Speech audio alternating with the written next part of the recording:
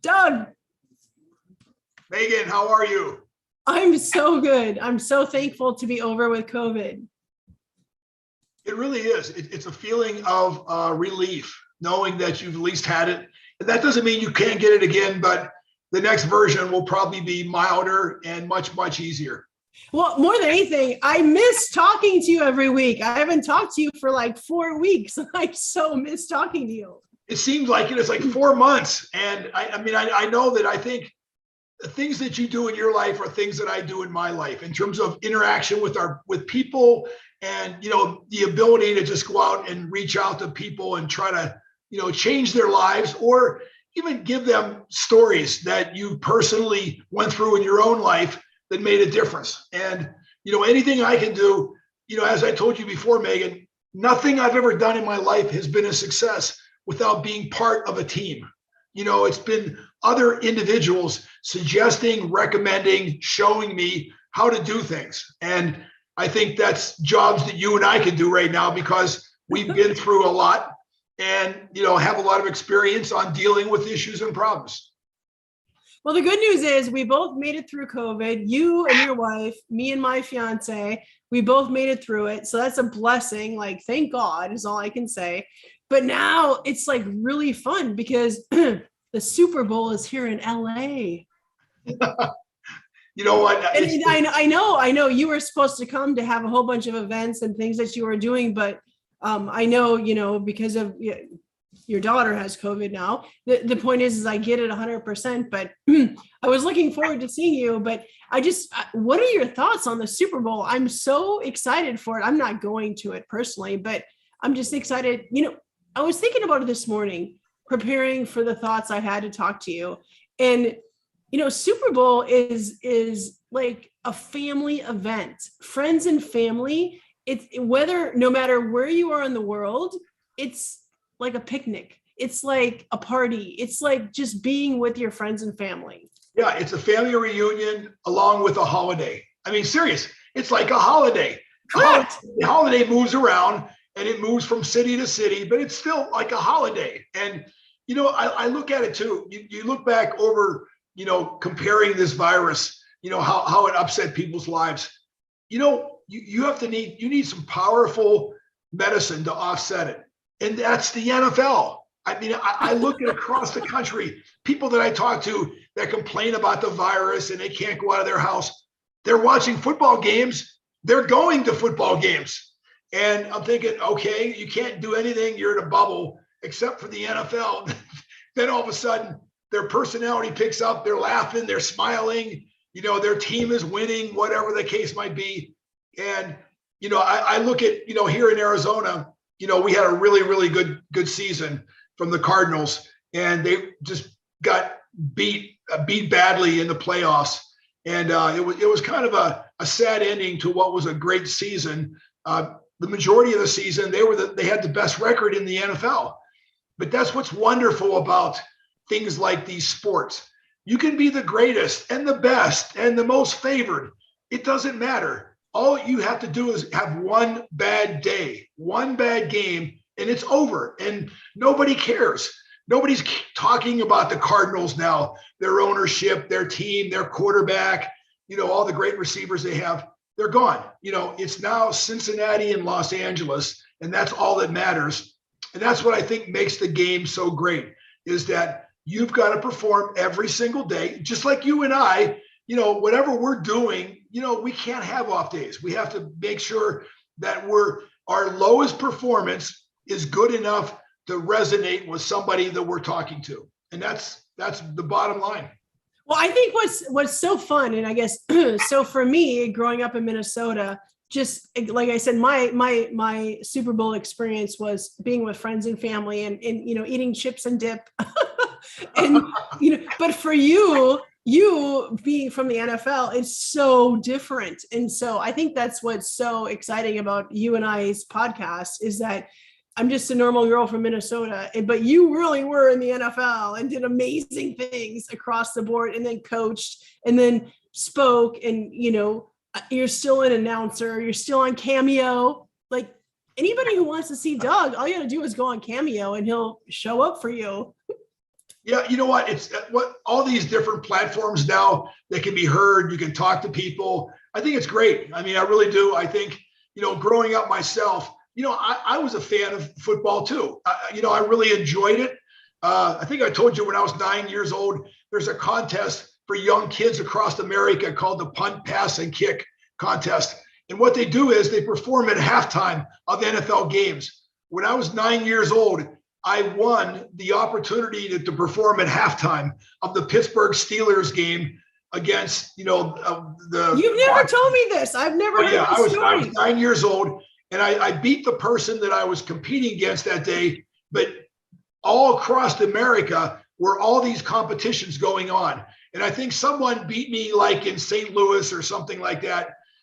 They kicked further or whatever. And it wasn't just how far you could kick it. You had how far was it away from a straight line? In other words, so when you got on there, let's say you were at the 50-yard line and you kicked off or you passed or you threw, there was a line right down the middle of the field. Every yard that you were off that line, you were subtracted from your score. So not only did you have to kick it, throw it far, and punt it, you had to kick it on the line. So it had to be accurate, not just driving it. But I won. It was so exciting. The night before, we had a chance to eat. So you said you won? You actually won? No, I won in Pittsburgh. But all across the NFL, all these competitions were going on. I don't know. There wasn't as many teams back then. So there was probably 12, 13, 14 of these contests going on at halftime across the country. And, ultimately it comes down to just the final competition. But no, football's always had a place in my heart, in my life. And, just the fact that you got a scholarship to go to a major university like Ohio State to play football. I mean, it was like a dream come true. I'm serious. Totally. When I heard that, they wanted to give me a scholarship, wow, it was like, number one, it was thousands and thousands of dollars that I didn't have to come up with. And secondly, I'm going to be on a team that, is always competing for the national championship every single year, and an iconic coach in, a great stadium presence in the university. And it was like a dream come true, really. I mean, you walked in that stadium for the first time. And at that time, it only held like 90,000 people, 89 or 88 or something like that. Still, I've never seen a stadium with more than like 3,000 people in it, from high school. You go in this stadium, it reminds you of like watching these old movies like the Romans, and the gladiators, and they're competing in the stadiums. That's what it looked like. There was this huge stadium, seats, everywhere. And you just walk in there and you just walk across the field and saying, this is amazing. I've never done this before in my life. And, but, the first time I ever ran out there on the field with the uniform on and everything, overwhelming, crowd cheering, just what a tremendous advantage to have athletics in your life. Yeah, it's cool. The only thing I can't imagine, the only thing I can compare it to is when I won Mrs. Texas, and that's how I felt, but it was not 100,000 people. But anyways, the point is I understand that feeling of working really hard to achieve a goal. I get that feeling. Yeah, it really, and I think, as I said before, there's things that I've done where I failed, and maybe not necessarily in sports, but other things. But I felt like, this was one thing that I was applying my full-time attention to, in addition to going to school and classes and, taking tests, and, you had to pass, you had to have a certain grade point average to continue. This wasn't like dummy football, in that you could show up and you're being a dummy and you keep failing all your courses. You know what? You're not going to play. they're Okay, not. you never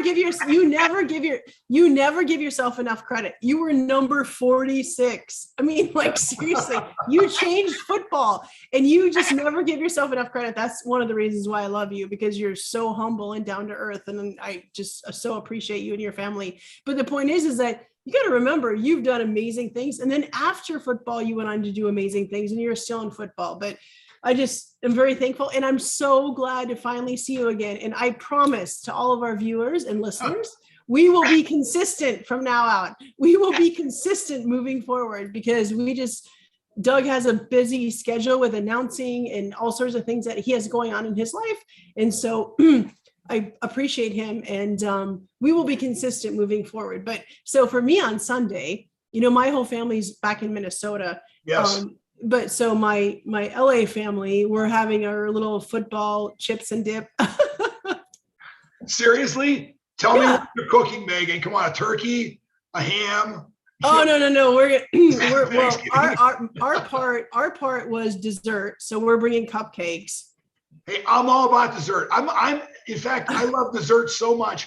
I usually eat dessert first before I ever touch the turkey or the meatloaf or whatever it is, because if you get full at the end of your dinner, sometimes you go, you know what? I don't give me the pie. I can't take it anymore. I've never done that. I've never said that. You know why? Because the first thing I eat is the pie, the ice cream, the cookies. If there's anything I don't want to eat, it's the mashed potatoes and the carrots and whatever the meat or chicken is afterwards. I'd rather fall short on that category than on the desserts. If you would have been here, if you guys would have come this weekend, you would have had desserts first off, because Randy and I's job was dessert. So good. I'm glad. That makes a difference. All right. Well, you take care of yourself. Enjoy your football weekend. Thank you for your insight. So who do you think is going to win? I just got to ask you. I think, having gone to school in Ohio, and I mean, that's not that I dislike or like other teams. I just think the Bengals, if I'm not mistaken, I don't think they've ever won a Super Bowl. No, they haven't. So let's give it up a little bit. When's the next time the Bengals are going to come to a Super Bowl? I don't know. It might be another 30 or 40 years. So if you ask, so we should root for the Bengals. Well, I'm just thinking, and I know people on the Rams organization. I know their general manager. I know a lot of the players on the team. So it isn't like you have a tendency just to, cheer for one team and not the other, because you have personal relationships with people, usually on both sides. Anybody that's involved in football. Would it be better to win at home for the fans and all that sort of thing? Yeah, it would be. It's more of a show. It's more special. And, but no, you just look at the Bengals story though, how they just put it all together the last couple of years, and now they're in the Super Bowl. Wow. And, came out beating great teams the last couple of weeks. I mean, shocking people. Well, here's my 2 cents, and I'm by far, I'm not an expert on football, other than the closest thing I know to being an expert is knowing you. But okay. May the best team win and have a great event for the fans, for the people all over the world, because everybody watches the Super Bowl. So I hope for everybody to have a wonderful Sunday with family and friends, or a wonderful event if you're actually at the game, which I'm not going to the game. It's $7,000 a ticket. No way. I know. It's not a ticket. It's an investment. Yeah. But the thing is that I pray that the best team wins and they have a great game. And no matter who wins, it'll be a great event for the world. Yeah, it will. And honestly, I think whichever team, there's going to be a lot of achievement and effort. But you get down to one game, the other games don't matter, Megan, because a drop of a ball, a fumble, an interception could totally dictate the win for either one of those teams. So it really is about what's going to happen on the field. And, certainly LA has a great team. They've proved it over and over and over again.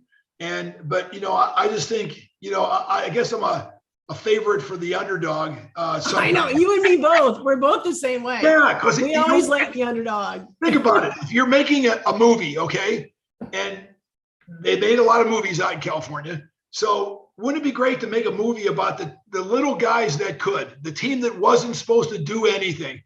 I just watched a movie recently where, this one team was down and out and they weren't supposed to win and all that. But they came back and won. And it makes for a better story. Although, I look at the Rams, wow, they played so well.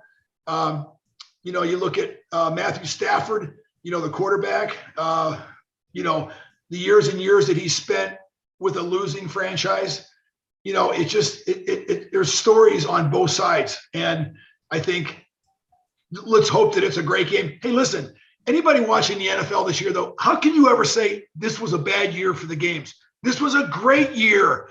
Game 100%. Unbelievable. Coming back to win the last few seconds of these games. I mean, it was like storybook. You couldn't paint the picture any better. And I think this is the way this game is going to go. I think it's going to go back and forth. And the person who wins it is going to be right there at the very end. Well, I can't wait to watch it on Sunday. And like I said, it's like you said, a holiday. It's like I'm looking so forward to hanging out with my friends in California and watching the game and eating some dessert and cupcakes. And I can't wait. And I will see you next week. We'll get together again next week. Okay, and, sounds good. You just enjoy your weekend and you're amazing. And just continue to be Doug Plank because you're a rock star. Well, thank you. Likewise. I look forward to doing this again soon and getting back on a regular schedule. We will. Don't worry about it. Okay. All right. Take care. Okay. Bye. Have a great weekend. Yeah.